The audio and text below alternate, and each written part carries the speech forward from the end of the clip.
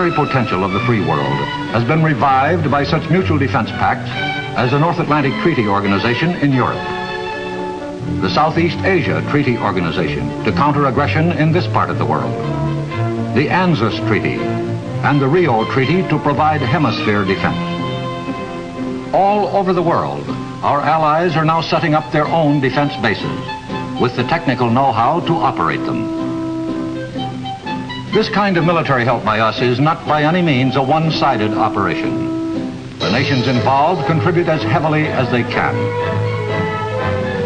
No less valuable are the morale and friendly relations being generated between servicemen of all the participating countries in joint training programs, demonstrating their respective skills to each other. They crossed the language barrier to comradeship. This banding together by nations with a common purpose has produced strength not only in the military and economic fields, but in the moral, spiritual values as well. At a meeting of the NATO Atlantic Congress in 1959, a statement was adopted which called attention to the moral unity binding the member nations. This document recognizes respect for human dignity as the inalienable basis of civilization. Among the fundamental rights of man specifically named are respect for the sanctity of human life, the right to freedom of speech, of conscience and religion, of opinion and belief, the right of every man to work and to receive his just reward, the right of the family to stability, and the right of parents over their children and their education. In all these ways, economically, militarily, morally, the world outside the communist orbit slowly draws itself together. The practical communists appraise this consolidation of free world defenses. It confronts them with a serious deterrence to their world ambitions. Hence, they must destroy Allied unity, or at least weaken it. How? Well, here we return to the subject of ideological penetration. For if all other forms of penetration don't work, if the united strength of the non-communist world makes political penetration unfeasible and economic penetration unsuccessful, if cultural penetration does not do the job, the communists can always hope to succeed by resorting to ideological warfare against their strongest opponent, meaning us. Americans go home. Wall Street warmongers, down with American imperialism. Peace, yes, peace, their propaganda screams. On communist terms, naturally. Inside the free world, communists and their sympathizers seek to foment suspicion and distrust of our motives, even attempt to influence our allies to eliminate our overseas bases, which are protecting them as well as us.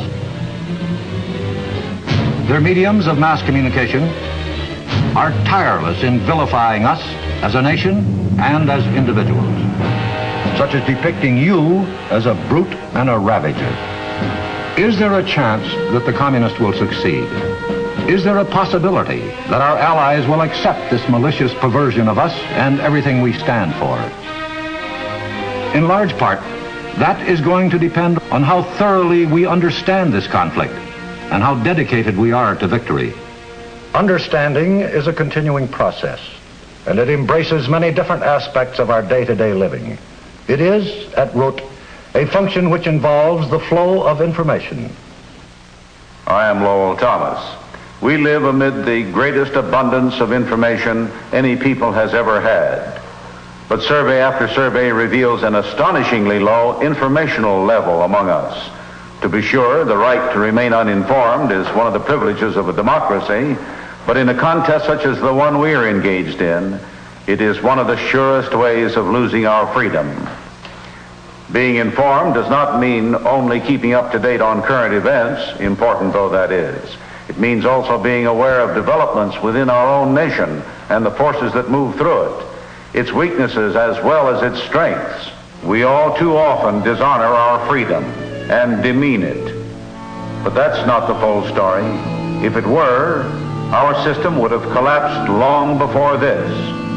The full story is in the progress we consistently make through law and through education, the way free men must. The communists would like to have you, as well as people in every country in the world, believe otherwise. And once they have succeeded in letting the idea take root that our deficiencies are our chief characteristics, once they have managed to erode our faith in ourselves at least a little, that much of the battle is lost. A snake of a whisper is abroad that Americans have lost touch with their past. Is it true? It can't be, if we are to survive and win. If we understand the conflict, then we understand the need to keep America strong in her greatest challenge by keeping alive the standards and the traditions which have been her glory. What are the bulwarks of our past upon which our society has been built? There are many, and we have discussed some of them. Our spiritual heritage, our belief in individual liberty. But there is yet another, as important as any of these. I am Helen Hayes. Many of us who are living now will never see the end of the conflict which dominates our lives. Leaders change, and leadership passes from one generation to the next. But for generations, or certainly for many years, the challenge which confronts us will continue.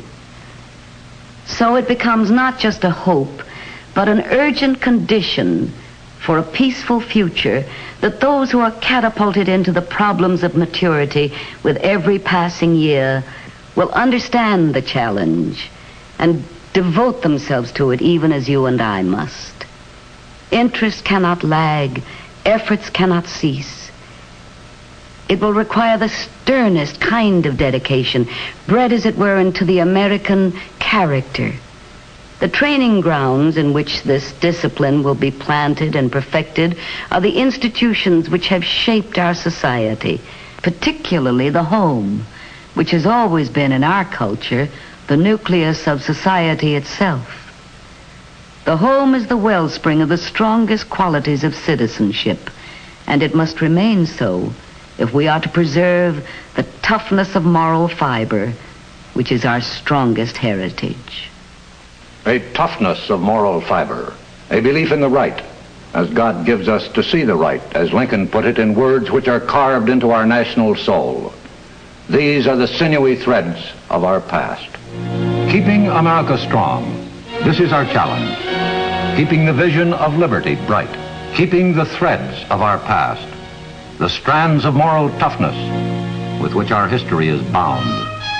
Moral toughness, the quality which made men work instead of weep on the hostile shores of New England, which bled mortally yet never died on 100 fields and oceans stretching out from Valley Forge, which moved strong men west, bringing with them first only their pride, then their railroads, which built cities and governments,